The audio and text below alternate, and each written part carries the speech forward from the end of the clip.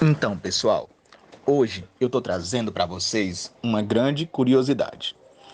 A gente aprendeu na aula sobre arte no antigo Império Romano que o Coliseu é um grande anfiteatro que faz parte da arquitetura romana antiga.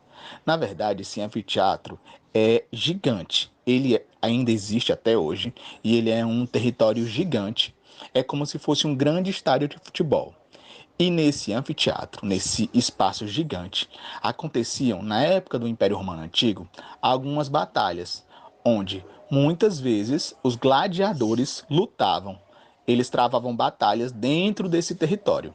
E as pessoas que moravam no Antigo Império Romano, iam assistir essas batalhas. Mas os imperadores, os grandes imperadores da Roma Antiga, vocês sabem que quem governava na Roma Antiga eram os imperadores, eles promoviam espécies de espetáculos para que a população pudesse assistir. Esses espetáculos muitas vezes eram animais se degladiando, lutando um contra o outro, era um ser humano, né, um gladiador contra um animal. Às vezes eles colocavam os escravos para lutar contra os animais. Eles chegavam até fazer uma espécie de arena com água para que tivessem batalhas navais.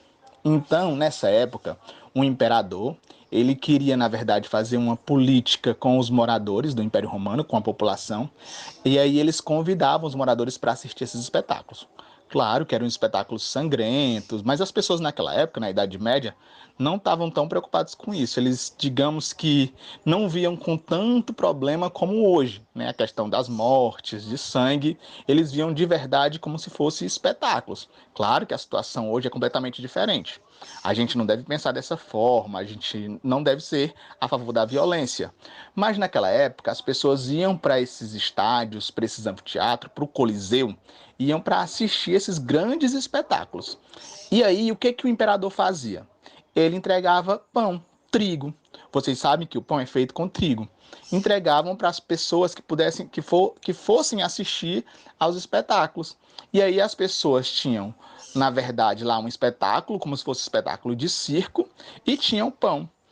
Toda essa política, todo esse movimento feito pelos imperadores é conhecido na história e na cultura do Império Romano como política do pão e circo.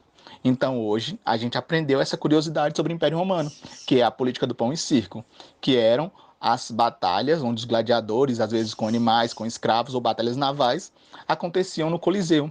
O Coliseu, como a gente já aprendeu, que faz parte de um dos grandes monumentos da arquitetura da arte romana. Então é isso.